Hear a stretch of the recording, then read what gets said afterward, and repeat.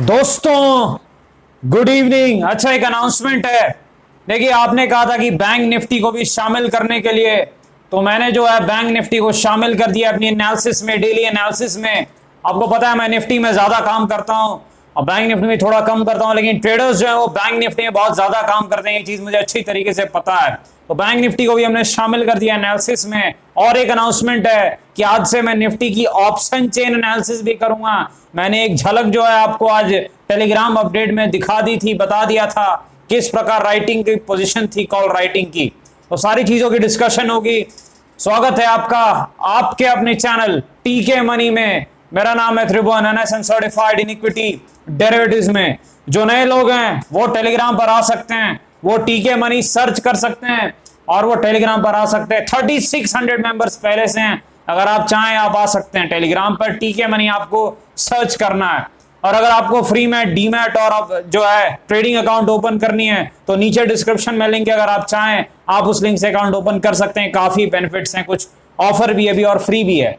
और तीसरी इंपॉर्टेंट चीज, इंस्टाग्राम पर अगर आप जो है पर्सनल जो है कनेक्ट होना चाहते हैं तो अगर आप चाहें नीचे डिस्क्रिप्शन में इंस्टाग्राम की जो आईडी दी हुई आप चाहें आप फॉलो कर सकते हैं। चलिए एनालिसिस की शुरुआत करते हैं। सबसे इंपॉर्टेंट है मार्केट की एनालिसिस। अब तो निफ्टी बैंक निफ्टी दोनों आ गया है। चलिए निफ्टी के साथ शुरुआत करते हैं। मैंने आपको क्या कहा था टेलीग्राम में सुबह सुबह, देखिए मार्केट में जो है 14,000 पे काफी कॉल राइटिंग थी उस वक्त पर। तो मैंने आपको क्या कहा था, मार्केट अगर 10-20 पॉइंट आगे, 20 पॉइंट 14,000 के आगे या पीछे रहता है तो एक गिरावट आ सकती है। और गिरावट आई या नहीं, 100 पॉइंट की गिरावट आई, आप देख सकते हैं 100 पॉइंट की गिरावट खुलते ही। देखिए क्या है, जब एक मानसिक लेवल है जो एक रेजिस्टेंस का काम करता है। दूसरी चीज, वहां काफी कॉल राइटर थे यही सोच के कि ये जो है मानसिक लेवल है तो यहां से मार्केट थोड़ा रेजिस्टेंस लेगा। तो कहीं ना कहीं वो सफल भी, उन्होंने कुछ प्रीमियम खाया भी, प्रॉफिट भी बुक किया है। पहली चीज जो है तो वो हमारी एनालिसिस सही साबित हुई। और मार्केट कहां से घुमा, हमने कल क्या कहा था, मार्केट एक बार 13,860 को तोड़ देगा तो क्रैक कर जाएगा, क्रैश कर जाएगा। लेकिन मार्केट नहीं तोड़ा, मार्केट ने वहीं से रिवर्सल दिखाया। ये देखिए आप चार्ट पर देख सकते हैं 870 से मार्केट घूम गया और रॉकेट बन गया। लेवल को नहीं तोड़ा, लेवल का कमाल आप देख सकते हैं। पहली चीज क्योंकि एक टेक्निकल सपोर्ट टाइप का था, बच गया वहां से जो है, क्योंकि वहां पर जो है उस प्रकार की सेलिंग नहीं आई। पहली चीज। अब देखिए कल जो एक्सपायरी है तो एक जो है काफी अच्छी खासी जो है मूवमेंट आती है एक्सपायरी में, बहुत जबरदस्त आती है। मेनली 1:30 बजे के बाद, 1:30 PM के बाद तो तगड़ी मूव आती है। अच्छा, एक और मूव आती है 3 बजे के आसपास, जब सारी पोजीशन वाइंड ऑफ सब करने लगते हैं इधर उधर जो है ऑप्शन की, तो बड़ी तीखी मूवमेंट आती है पक्के 3 बजे। 3 बजे से लेके 3 बजे के 5 मिनट के आसपास आती है मंथली एक्सपायरी में। याद रखिएगा, वो हर 2-3 महीने में जरूर आती है एक बार, तो देखना होगा मेरे ख्याल से। अच्छा, एनालिसिस करते हैं निफ्टी की। पहली चीज आपको याद रखनी है सबसे इंपॉर्टेंट, मार्केट देखिए 14,000 की, अगर मान लीजिए कल अमेरिकी मार्केट अच्छा रहता है 14,000 के ऊपर ओपन होता है, मान लीजिए हमारा मार्केट, तो आपको देखना है कि मार्केट क्या 14,000 के ऊपर टिक पा रहा है। अगर मार्केट टिक गया तो फिर 100 पॉइंट और जो है मूव आ सकती है, क्योंकि देखिए तब सपोर्ट क्या हो जाएगा, सपोर्ट हो जाएगा 13,980 से 13,990 सपोर्ट बन जाएगा। लेकिन कल एक्सपायरी है, तो अगर मान लीजिए मार्केट नीचे खुला 14,000 के, तो फिर जो है चलिए ऑप्शन चेन एनालिसिस से भी मदद ले लेंगे। देखिए ऑप्शन चेन एनालिसिस में एक चीज बड़ी क्लियर है कि पुट राइटर सबसे ज्यादा कहां पर है, 13,900 पर। आप देखिए 13,900 पर 45 लाख का ओपन इंटरेस्ट, और आज ओपन इंटरेस्ट कितना बड़ा है, 20 लाख के आसपास चेंज इन ओपन इंटरेस्ट है। यानी राइटर्स जो है, पुट राइटर जो तेजी करने वाले, वो मान रहे हैं कि कल एक्सपायरी 13,900 के ऊपर कटेगी। और जो मंदी की जो पोजीशन है बहुत ज्यादा, देखिए वो कहां पर है, 14,000 और 14,100 पे सबसे ज्यादा कॉल राइटर है। पर एक चीज हुई है, 14,000 के जो कॉल राइटर वो थोड़ा भाग रहे हैं, उन्हें थोड़ा डर लग रहा है। तो यहां पर जो है 14,100 ज्यादा बड़ा रेजिस्टेंस दिख रहा है। आपको क्या याद रखना है, 20-30 पॉइंट जो है 14,000 के ऊपर मार्केट टिक जाए तो फिर एक 20-30 पॉइंट के स्टॉप लॉस से हो सकता है मार्केट 14,100 चला जाए, क्योंकि कल एक्सपायरी है। लेकिन अगर 14,000 क्रॉस ना कर पाए तो फिर 14,000 सपोर्ट के बदले वो एक रेजिस्टेंस बन जाएगा। और फिर मार्केट में आपको पता है टेक्निकली भी सपोर्ट है नीचे में 13,880 के आसपास, और ऑप्शन चेन बता रहा है कि 13,900 पे पुट राइटर ने एक्सपायरी ये 13,900 से 14,050 के आसपास कुछ दिख रही है। ध्यान से काम कीजिए, जिन लोगों ने एक्सपायरी ट्रेडिंग नहीं की है वो अवॉइड भी कर सकते हैं, काफी मूवमेंट आती है। ठीक है, बैंक निफ्टी की हम सिर्फ टेक्निकल एनालिसिस करेंगे, ऑप्शन चेन एनालिसिस नहीं करेंगे। टेक्निकल एनालिसिस क्या है, आज बैंक निफ्टी कमजोर रहा है निफ्टी के मुकाबले, क्योंकि थोड़ा आउट परफॉर्म कर रहा था बैंक निफ्टी, तो ठीक है। बैंक निफ्टी आपको क्या याद रखना है, बैंक निफ्टी जब तक 31,500 के ऊपर ना टिके तो बैंक निफ्टी एक रेंज बाउंड रहने की संभावना इसकी ज्यादा है, क्योंकि याद रखिए 31,500 का जो बड़ा कैंडल है आज इसको निकाल नहीं पाया, निफ्टी ने निकाल दिया, वहीं आसपास क्लोजिंग थी, पर बैंक निफ्टी निकाल नहीं पाया। तो जब तक बैंक निफ्टी 31,500 के ऊपर ना टिके, संभावना है कि बैंक निफ्टी जो एक रेंज बाउंड ट्रेड दिखा सकता है। और सपोर्ट रेजिस्टेंस देखिए, एक चीज याद रखिए, वो आपको लाइव मार्केट में काम करेंगे, क्योंकि एक्सपायरी के दिन जो है बहुत तीखी मूवमेंट आती है। अच्छा, 1:30 बजे के आसपास जो ऑप्शन बायर है उनको बता दूं, अगर आप सही पढ़े तो जबरदस्त जो है पैसा बनता है, याद रखिए, खासकर बैंक निफ्टी के ऑप्शन में। लेकिन आपको बिल्कुल स्टॉप लॉस के साथ काम करना है, देखना है कि क्या रेजिस्टेंस निकल रहा है, अगर रेजिस्टेंस निकल जाए, खड़ा हो जाए, तो एक स्टॉप लॉस लेकर के बड़ी तीखी मूवमेंट आती है बैंक निफ्टी में। सपोर्ट कहां पर है, आज का लो सपोर्ट हो जाएगा, यानी 31,000 हम मान सकते हैं बैंक निफ्टी में एक सपोर्ट। देखिए, मैं तो निफ्टी को ज्यादा ट्रेड करता हूं, लेकिन आप लोगों ने पूछा तो मैं देख रहा हूं यहां पर 31,000 के आसपास जो है सपोर्ट है बैंक निफ्टी का, और 31,500 रेजिस्टेंस जोन है। ऐसे संभावना ज्यादा है कि एक्सपायरी डे के दिन कुछ नहीं जो है रेंज बाउंड मूवमेंट होगी, लेकिन 1:30 बजे के आसपास असली तमाशा होता है, तो थोड़ा ध्यान दीजिएगा। अगर मैं कहीं ना कहीं हुआ तो मैं आपको टेलीग्राम पर अपडेट भी दूंगा, क्योंकि अच्छा शो होता है 1:30 बजे के आसपास एक्सपायरी डे के दिन, और 3 बजे पे तो खैर वो अलग ही शो होता है, वो तो गजब का शो है, स्टॉक्स में गजब का शो होता है। चलिए चलते हैं भारतीय एयरटेल के पास। मेरे ख्याल से देखिए, एयरटेल अच्छी कंपनी, आपको पता है फंडामेंटली स्ट्रॉन्ग स्टॉक है, और पहले भी हमने डिस्कशन की थी, याद है आपको, जब नीचे काफी गिरावट हो गई थी, 400 के आसपास चला गया था, मैंने कॉन्फिडेंटली कहा था टेलीग्राम पर भी, टेक्निकली ये 500 के आसपास जा सकता है। हमारा जो टेक्निकल टारगेट है, टारगेट को अचीव किया, टारगेट को आउट परफॉर्म किया, उससे भी ऊपर चला गया है। लेकिन अब जो है टेक्निकली भारतीय एयरटेल जो एक दायरे में फंसा हुआ है, रेंज में फंसा हुआ है 4 दिन से, 515 से 530 की रेंज है। देखिए, अगर भारतीय एयरटेल 530 के ऊपर निकल जाए तो एक 5 रुपए के स्टॉप लॉस के साथ हो सकता है मैं इंट्राडे ट्रेडिंग के बारे में देखूं। 530 के ऊपर निकलना चाहिए, याद रखिएगा, तभी, क्योंकि वहां एक नया जो है मोमेंटम आ सकता है, क्योंकि वो रेजिस्टेंस है, शॉर्ट टर्म इंट्राडे में हो सकता है वो रेजिस्टेंस। दूसरी चीज, अगर ये 515 को ब्रेक करने लग जाए तो फिर जो है भारतीय एयरटेल कहीं ना कहीं 485 तक जाकर रुकेगा, याद रखिएगा। इन्वेस्टमेंट के लिए तो हमने नीचे डिस्कशन की थी, आपको पता है, ट्रेडिंग के लिए 530 क्लियर कर दे भारतीय एयरटेल, तो मुझे लगता नहीं है 560 से पहले कोई रेजिस्टेंस दिख रहा है भारतीय एयरटेल में। अच्छी खासी 20-30 रुपए की मूव आ सकती है भारतीय एयरटेल में, अच्छा स्टॉक है, लेकिन लेवल्स याद रखना होगा, लेवल्स निकलेंगे तभी कमाल होगा।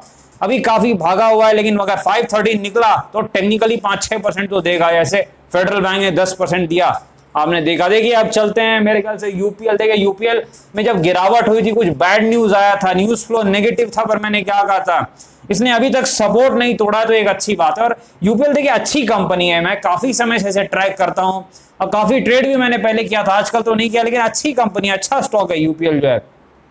टेक्निकली आपको एक चीज याद रखनी है, 500 का लेवल एक रेजिस्टेंस है, यानी 500 के लेवल को अगर निकाल दे यूपीएल का स्टॉक जो है, तो आप कहेंगे कि शॉर्ट टर्म में सारी जो पेन है, जो डर था कि गिरावट बैड न्यूज के कारण हो सकती है, वो जो है खत्म हो जाएगी, क्योंकि वो जो बड़ी कैंडल जहां से गिरावट आई थी उसके हाई को जब तोड़ देता है एक स्टॉक, देखिए बड़ी कैंडल जहां से गिरावट आई थी उसके हाई को तोड़ देता है, तो हम टेक्निकली मानते हैं कि भाई चलो, अब जो है जो भी न्यूज था बैड न्यूज वो निगेट हो गया, वो चला गया न्यूज। तो यूपीएल में याद रखना है। और टेक्निकल सपोर्ट कहां पर है, 415, क्योंकि काफी नीचे, और वो मैंने पहले बताया था, जब आसपास आया था मैंने कहा था एक सपोर्ट है, और उसने काम भी किया, आपने देखा।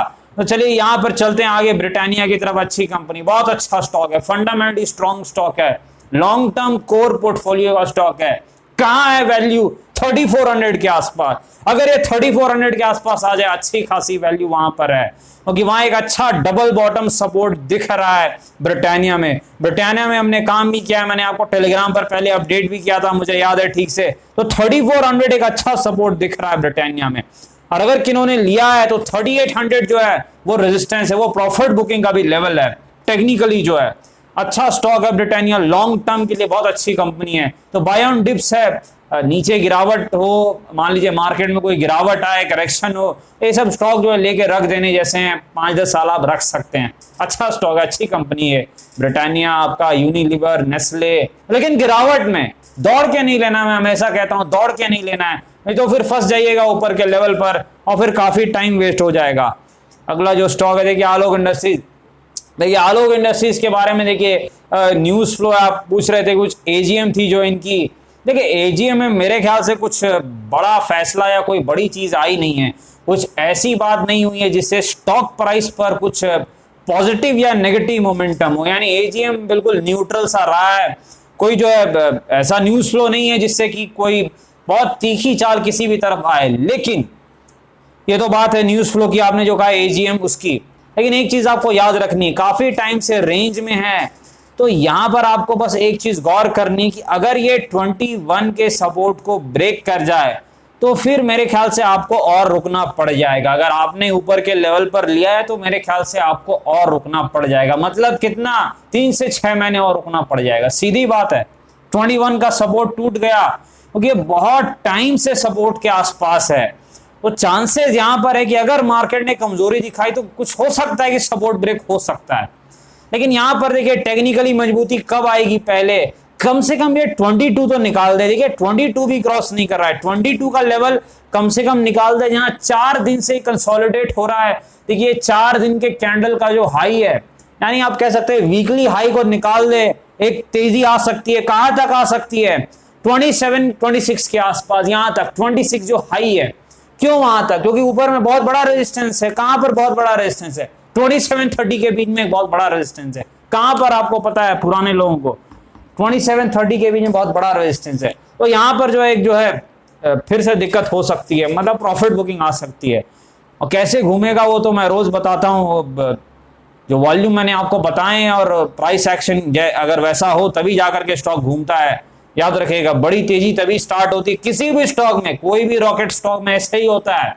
एफएसएल हो, चाहे आज जो भागा है कोई भी स्टॉक हो, हर जगह ऐसे ही होता है। लंबी तेजी तभी स्टार्ट होती है जब उस प्रकार के प्राइस एक्शन और बिग प्लेयर्स की बाइंग हो, वॉल्यूम, और वॉल्यूम में सब पता चल जाता है। वॉल्यूम सारी चीजें बता देता है कि बिग प्लेयर्स क्या खेल खेल रहे हैं।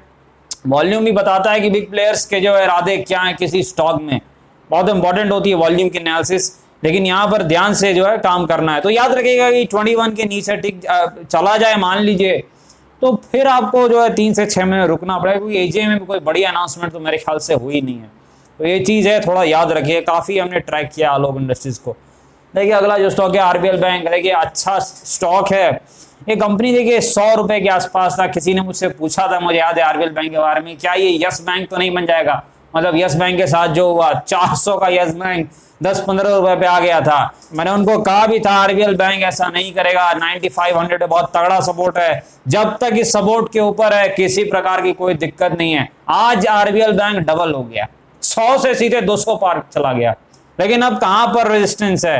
देखिए बड़ा रेजिस्टेंस आरबीएल बैंक में मेरे ख्याल से 300 के आसपास कुछ होगा, क्योंकि मुझे याद है आरबीएल बैंक मेरे ख्याल से मेरे पास भी है, तो मुझे टेक्निकली याद है 300 के आसपास कुछ है रेजिस्टेंस जो आरबीएल बैंक का।